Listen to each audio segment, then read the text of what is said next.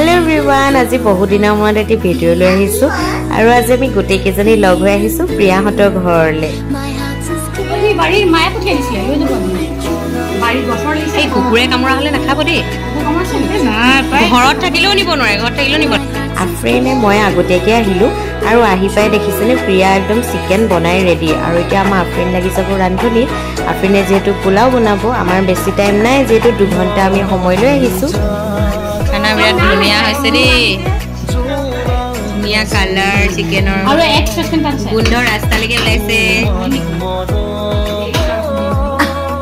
এয়া আমাৰ দুগৰাকী আলহী এইমাত্ৰ উপস্থিত হৈছেহি, যিহেতু অলপমান দেৰি হ'ল আৰু খানা কি কি ৰেডি হ'ল প্ৰিয়া এবাৰ দেখুৱাব আমাক।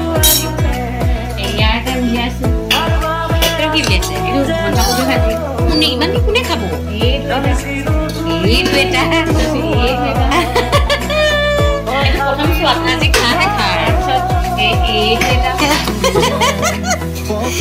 এইটো এটা সালাড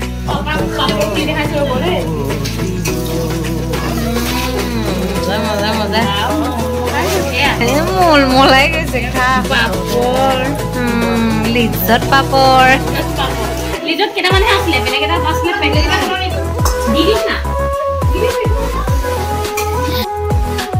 এয়া পোলাও এয়া বনোৱা এয়া দেখিছিলে এয়া গোন্ধ ধুনীয়া মাৰিছে দেই ৰান্ধনি।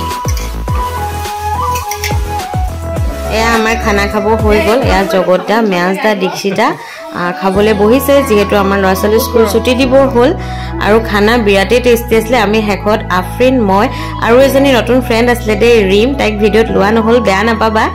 আৰু প্ৰিয়ালৈ বহুত বহুত থেংক ইউ, ইমান ধুনীয়া খানা খুওৱাৰ বাবে। Thank you, bye by.